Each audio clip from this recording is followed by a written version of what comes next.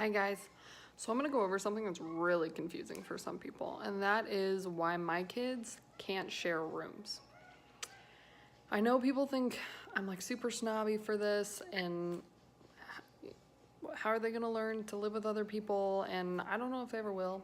Maybe they will, I don't know. I do know that at this moment in time, they can't handle it. And the reason is because my older son, Alex, he is what you call a sensory avoider. He doesn't like to be touched. He doesn't like people to touch him. He doesn't like his stuff touched. He even sometimes doesn't like items touching him. You have to have permission.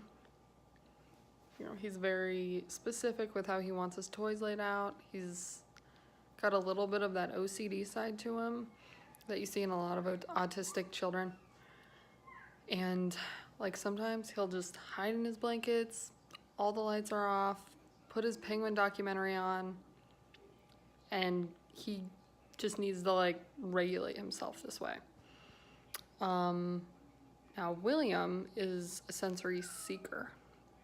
So he wants to touch your face, he wants to pull your hair, he wants to like he'll rub his face just right up on your face, or he'll rub his face on your chest or up your arms. He wants to like pick at every little thing that you have on you. He needs the sensory input.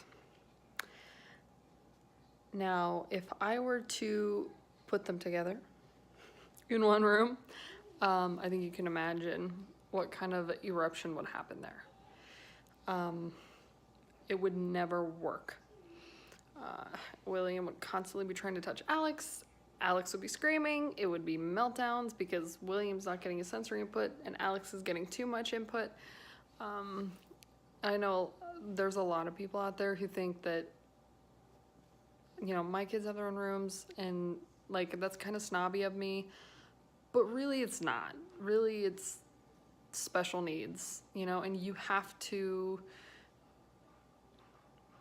and I mean, it sounds bad to say, but the world in our house revolves around special needs. And I think a lot of special needs moms and parents know exactly what I'm talking about.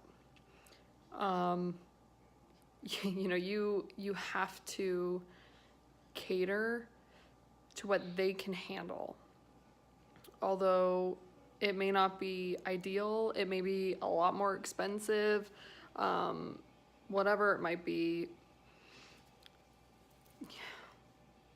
overwhelming, but we're gonna do it, and we're gonna take that extra step, and we're gonna go that extra mile for our kids when they need it. And I think any parent who, you know, even if they don't have special needs kids, feel the same way. I mean, they're gonna go the extra mile for their kids.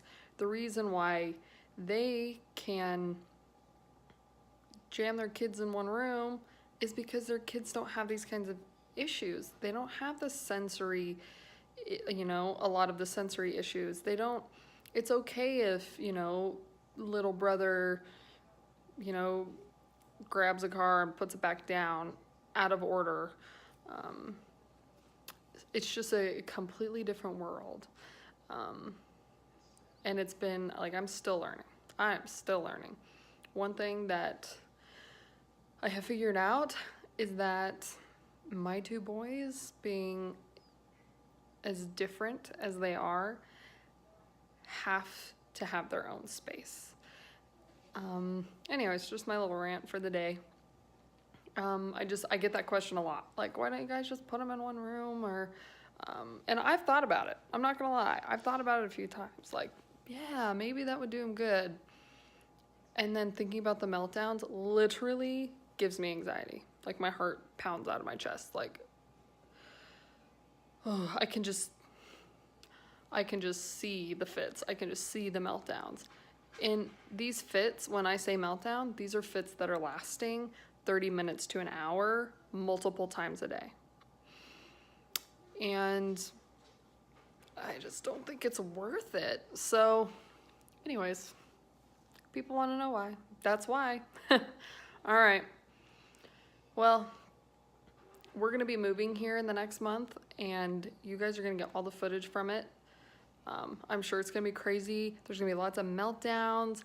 It's gonna be out of control, but it's gonna be fun and it's gonna be good. Everybody's gonna have their own room.